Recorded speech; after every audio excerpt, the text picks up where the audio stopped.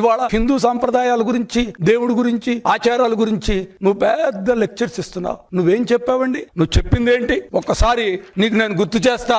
నేను radical student union గా ఉన్నప్పుడు ఇది నల్లరాయి అని అన్నది నువ్వా కాదా? రాయితో కొడితే చెప్పేంటి, రాయితో కొడితే తప్పేంటి, దేంతో కొడితే తప్పేంటి అని మాట్లాడింది నువ్వా కాదా? ఇవాళ నువ్వు ఆచార సాంప్రదాయాలు, నీ దగ్గర ఆచార సాంప్రదాయాలు నేర్చుకునేటువంటి పరిస్థితిలో ఈ కూటమి ప్రభుత్వం లేదు.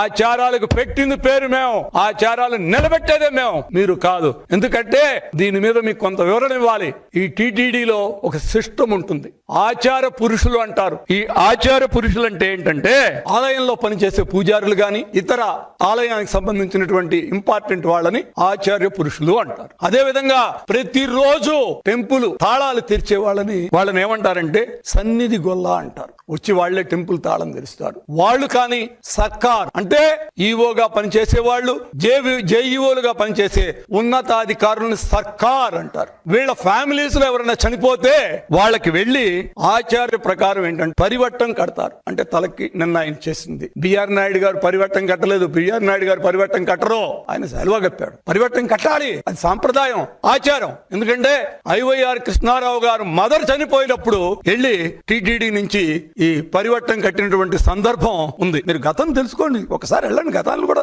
మీకు ఏంటంటే ఏదైనా మనం మాట్లాడేటప్పుడు, ప్రజల ముందు మనం మాట్లాడేటప్పుడు పద్ధతి ఉంటుందండి. ఒక లెక్క ప్రకారం మాట్లాడాలి, ఆచార వ్యవహారాలు తెలుసుకోవాలి. ఏది పడితే అది మాట్లాడతాం, ప్రతిపక్షంలో ఉన్నాం కదా అని మీరు ఏది పడితే అది రాజకీయాలు చేయండి. కానీ హిందూ సాంప్రదాయాల మీద, టీటీడీ మీద రాజకీయాలు చేయొద్దు. మిగతా వాటి మీద నన్ను తిట్టండి, నేను బాధపడను. మా నాయకుడిని తిట్టండి, మేము బాధపడం. ఎందుకంటే మీకు అలవాటు. కానీ తిరుమల వెంకటేశ్వర స్వామి టీటీడీకి సంబంధించింది మనోభావాలు, హిందూ సాంప్రదాయాలు, వీటి మీద మీరు మాట్లాడేటప్పుడు కొద్దిగా ఒళ్ళు దగ్గర పెట్టుకుని మాట్లాడాలి. కరుణాకర్,